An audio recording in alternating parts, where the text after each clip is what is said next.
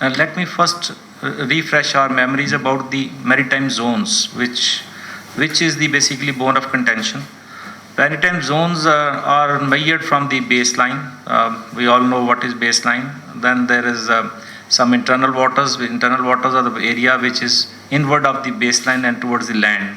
Like in Pakistan, areas we connect the Cape Mons with the Pakistan main coastline. So all this Gadani beach, Gadani area is part of the internal waters. From the baseline, you start measuring the distances. 12 nautical mile is territorial sea. In territorial sea, air, surface, subsurface, and seabed is the sole property of the coastal state. That means anything, any activity, any innocent passage has to be, it is like a piece of land. The borders, limits of the coastal states extends to the 12 nautical miles. So nobody can violate that. Even if during the Falkland Wars, once the Britishers enforced the quarantine on the Argentina, that was also done outside the up to 12 nautical miles. And the General Belgrano, the ship which was sank by the Britishers, they were cruiser ships of the Argentine Navy, that was operating just 1 mile outside that 12. That is our 13 mile it was operating and that was sunk. So this thing is to be registered that these 12 miles, all 4 columns, air, surface, subsurface and seabed is the sole property of the coastal state. Next what we terminology you bring in is the contiguous zone. Contiguous zone is from 0 to 24 miles where the fiscal, custom, police, these laws are implemented. But it is only for this purpose. But the limits of the coast ends at 12 nautical miles. Thereafter, another terminology is the EEZ. That is from the 0 to 200 nautical miles. The EEZ is basically the seabed is yours, the water body is yours, but for only for the fishery purpose in the EEZ. Likewise, the seabed mining or seabed exploitation, the mineral extraction, the coastal state has the right. But the surface of the water, innocent passage on the surface of water is not controlled by you. So that means anybody moving the ships on the surface of water from 12 nautical miles to 200 nautical miles, they are legitimate. Their movement is legitimate.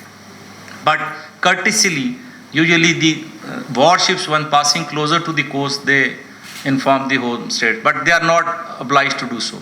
The practical example is there are a number of foreign ships operating just outside Gwadar and Pasni for last 20 years under the garb of the security parameters.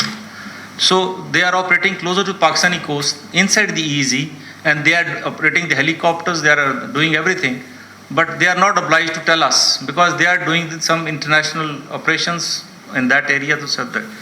Then the contingent, the extension shelf which we talk of, which Pakistan also has got down of 50,000 kilometers. In that, only the seabed is yours. The surface of water, the air column, and the water column is the property of the international community. Only seabed mining, you have the right to do it, and only some sedimentary fishing you can do it. But everybody can do fishing in that area in your exclusion. So these now the problem with the Indians and the Americans, which American created, America does not recognize UNCLOS. Once they don't recognize, so they have the freedom to move here and there. So they are the probably global player, they are the global power. They wanted to show to Indians, number one, who is the master of the world. That was their purpose. Because India was trying to show some resentment or showing their power in Indian Ocean. India thinks Indian Ocean is India's ocean. So America time and again gave that sermon to every friend and foe that I am the boss. So you have to follow me.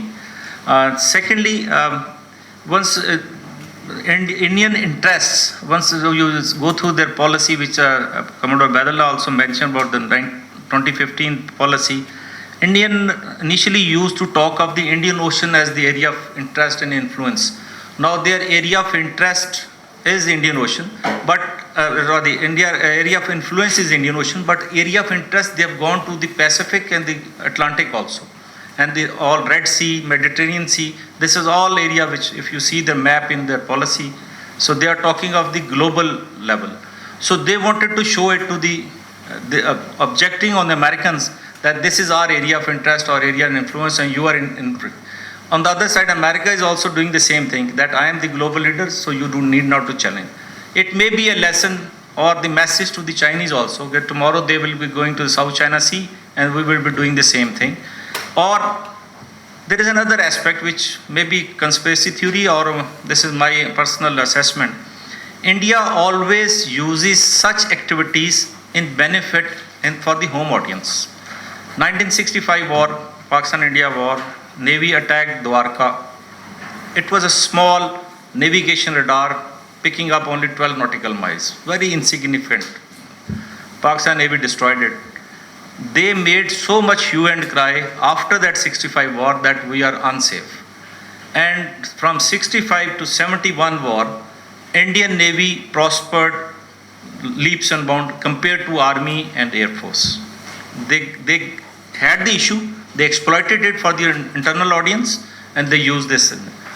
And then 71 war, the missile boats which attacked Karachi, it was basically initially offered to Pakistan, we refused, and India got it, and we got the hit.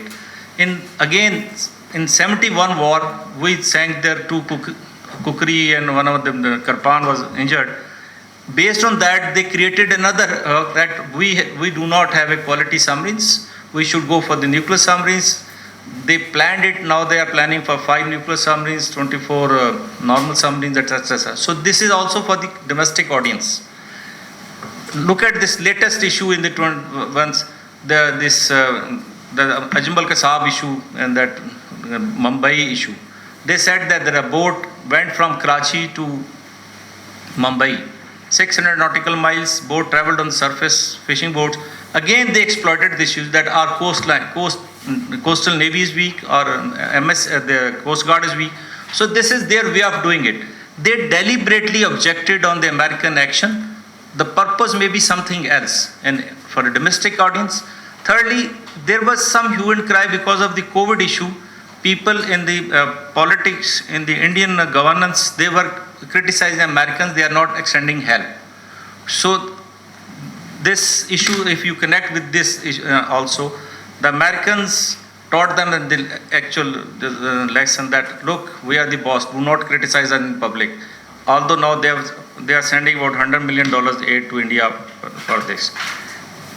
Again, the Quad, Sir Vadullah also mentioned about the Quad team. There is a relationship between China and Japan also. Japan is not ready yet to openly criticize Chinese or support American or the Australians or the Indians in South China Sea, because China lives next door to China. Word Indo. So this is a historical fact. We have a research paper on this also in NEMA.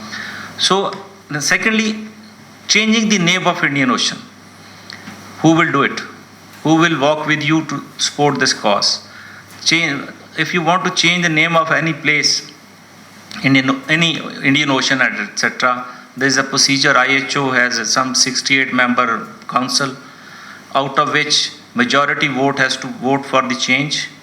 And then once you recognize that this change has occurred, like the Southern Asian, Ocean, the Antarctica Ocean has been renamed as the Southern Ocean some time back. But that procedure was adopted. Out of 28, I think 15, 16 said yes, 12 said no. So majority gained the weight. But the only promulgated official document by IHO is of 1952 or 53. Thereafter, there is no consensus. There have been more than 100 changes in the names and nomenclature of different areas, and so this call for Afro-Asian Ocean, I totally disagree with the madam which were presiding on the other day, Madam Shri Mazari, that we should call Afro-Asian Ocean. Africa is not calling for change of name. Middle East, nobody will walk with Pakistan. Look at the reality on ground. Who will move with us? It is that we propose a thing and we will be simply given a shut up call later on. That it is not possible. And secondly, once you raise this issue that this Indian Ocean, India's ocean, you link with India, you are going into the trap of Indians that this Indian Ocean is India's ocean. Whereas I claim it that this is the Pakistani Ocean. This word has been derived from this Sindhu, Hindu, Indu, and India. So this is our word, and we are, even if we are not, the word is not there, but we are the, simultaneously we have the ownership of this word and Indian oceans. Because as soon as you speak against this word, Indian stance of India's ocean will solidify. So before moving to such an extent, Ambassador Saab is sitting here, until unless you have a surety on the diplomatic front that this motion will succeed, I think it is not viable to put things in front of everybody. This is my opinion. Thank you.